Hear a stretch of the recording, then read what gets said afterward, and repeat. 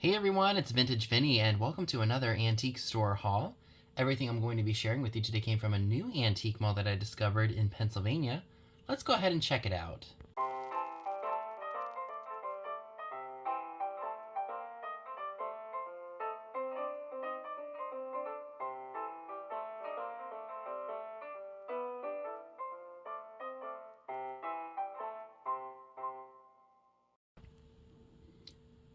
So I wound up spending roughly about $68, maybe $70 on everything I'm going to share with you.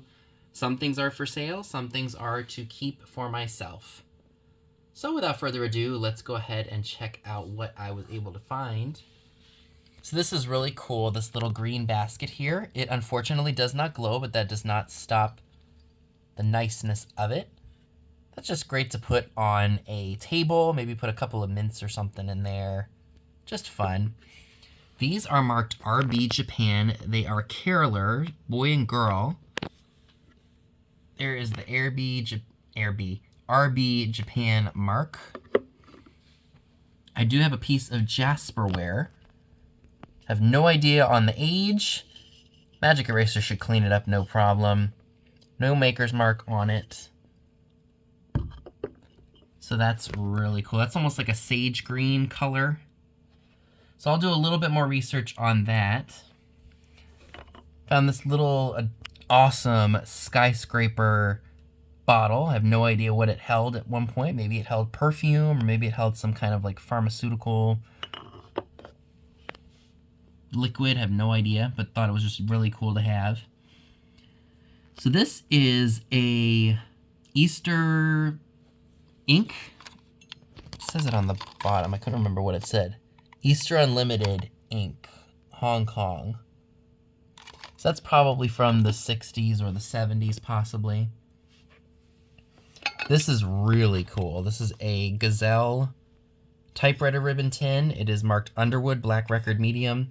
I looked these up and they look to be, like, prices were all over the place. Like the highest somebody paid for one of these was about $28. I'm thinking maybe 20, 25 is what I'll list mine for and see what happens there. If you do happen to be interested in purchasing anything that I share and say it's for sale, you can email me, skullking95680@yahoo.com. I do live sales every Saturday.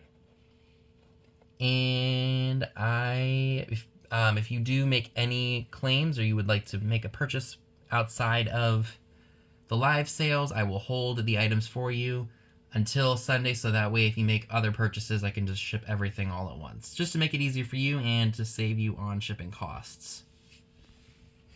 So this is really neat. I've never seen a Wheaton glass bottle like this before. It's got Venus de Milo. It's got kind of a coastal theme to it.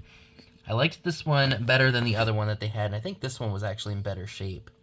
Just really neat, very unusual, at least for me. So I had to pick that up. So those were some fun pieces to find at this new mall.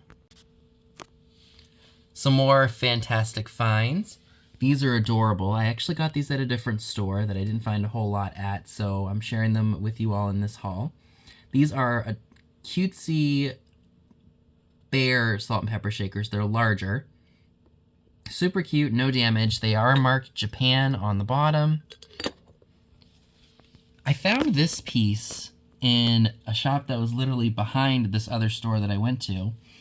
Not sure on the maker. I think it's a hand-blown piece because it's got like a really rough bottom there. Like it looks like it's been broken off of something, maybe from the, I guess, the little stick that they use when they blow glass. Very interesting. Not seen anything like that before, so I had to buy that.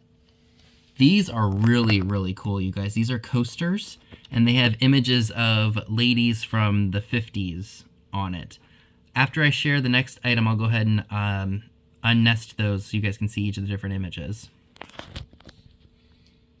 This is really cool. This is from 1932. It is Snow White Hair Beautifier from Blair Laboratories in Lynchburg, Virginia.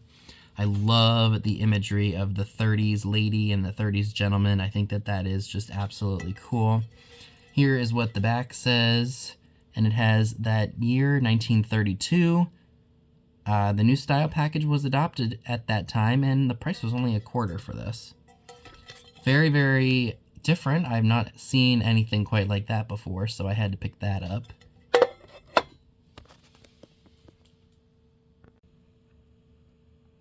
So here are all the different images. Very, very cool. This one, unfortunately, has seen better days. I mean, look, it's completely rusted out, but it is the only one of the set of 8 that is in that poor shape. And you can just put that one right to the back if you don't want to see it.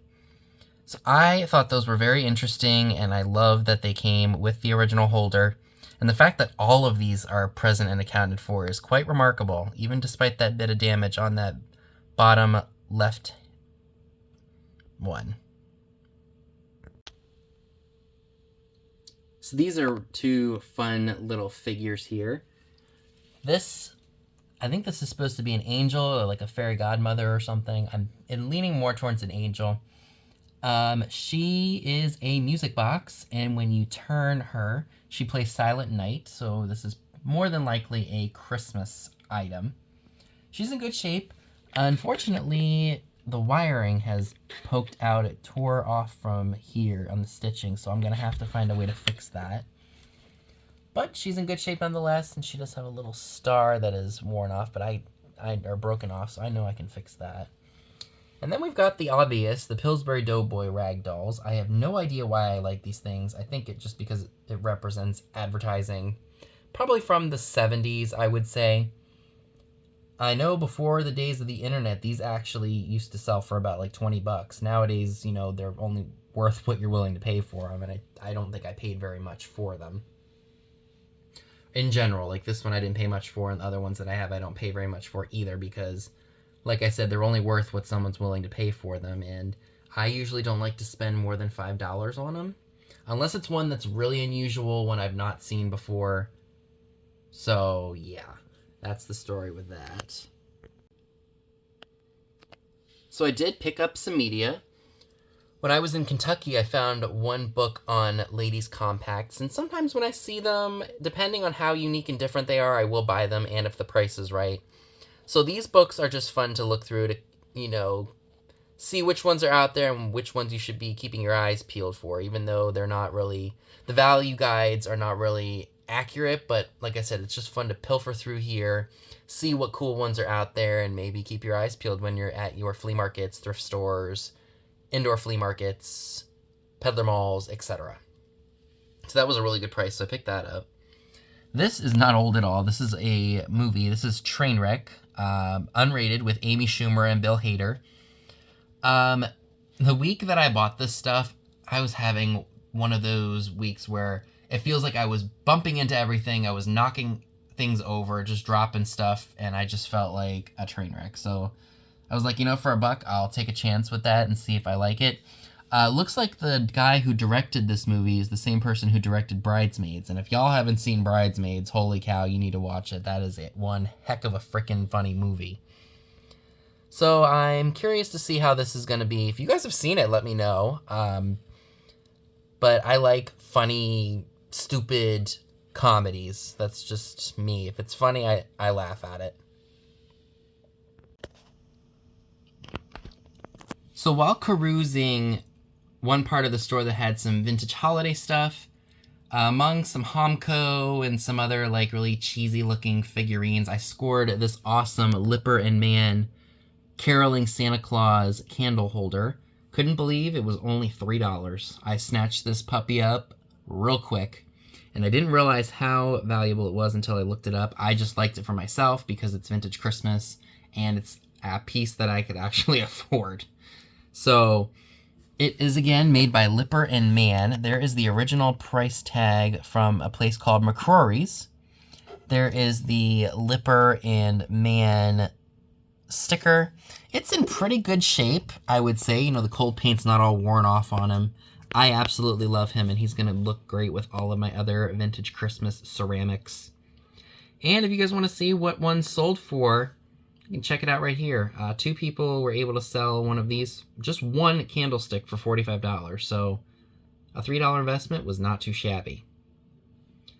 So it wasn't a whole lot of stuff, but I did find one really cool item that I actually had to go back to the store to get because my car was full and my back seat had a bunch of stuff on it, so I wasn't able to go or to get it that day. I was hoping that it was still there even after 24 hours, and lo and behold, it was. So before we conclude this video, let's go ahead and check out the other item that I'm so tickled to be able to own. All right, you guys, and the final item that I would like to share with you all from my trip to this brand new antique mall is this killer cool Emerson television, probably from the late 40s or into the 50s. There is the Emerson company, I guess it's metal, I guess they put that into the console. I assume that these handles, or these knobs, excuse me, are Bakelite. Absolutely cool. It's in pretty good shape overall. It's gonna need a little bit of touching up and such, but I think I'll find some finish and maybe just restore it to its old glory. Could not believe this was in an antique shop for $10. I did have to go back to the shop and pick it up, I think about maybe a couple days later. I was afraid somebody was going to come in and snatch it up, but I am just beyond thrilled to be able to have one of these, because my intent for this, after I touch up the wood and everything, is to, I'm just seeing this now, look at that, is to use this in my future home as a TV stand. Put my big flat screen TV up here, along with my PlayStation 2, and just make it look really cool. I mean, so it's like being up with the times, but older furniture.